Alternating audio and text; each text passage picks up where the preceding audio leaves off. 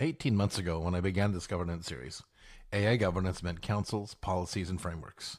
Upstream work establishing what organizations intended to do with AI systems. That foundation still matters. Yet, without it, you get chaos. But the challenge service expanded dramatically between mid 2024 and early 2026. Autonomous agents moved from experimental to production. Token consumption became a governance problem, not just a cost problem. Systems started calling other systems without human oversight. Shadow API evolved from consumer ChatGPT usage to enterprise-scale autonomous operations nobody authorized.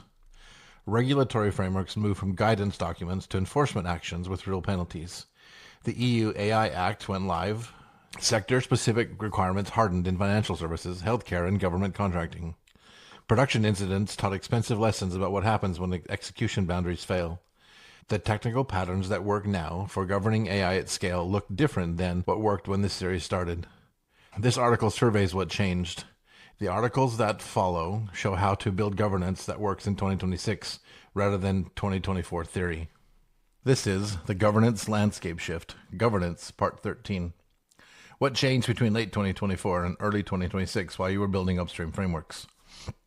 Section 1, From Policy Intent to Execution Control.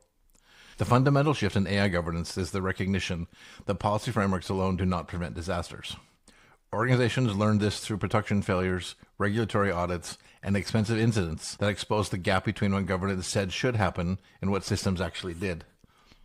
In mid-2024, governance focused on councils that approved AI initiatives, policies that defined acceptable use, and frameworks that established oversight structures.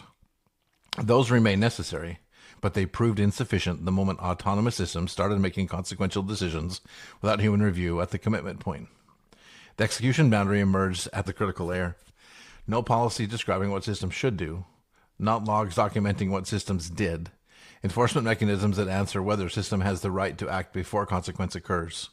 Authority verification, admissibility evaluation, and evidence capture happen at the moment decisions bind to reality. This is not new thinking imported from outside domains. This is AppSec, DevSecOps, and OPSEC patterns that security engineering learned through decades of costly failures. Code reviews before deployment, not after production breaks. Access controls preventing unauthorized actions, not documenting afterward. Least privilege limiting blast radius, not explaining damage after incidents. Those patterns now apply to AI inference workflows at the point where decisions commit.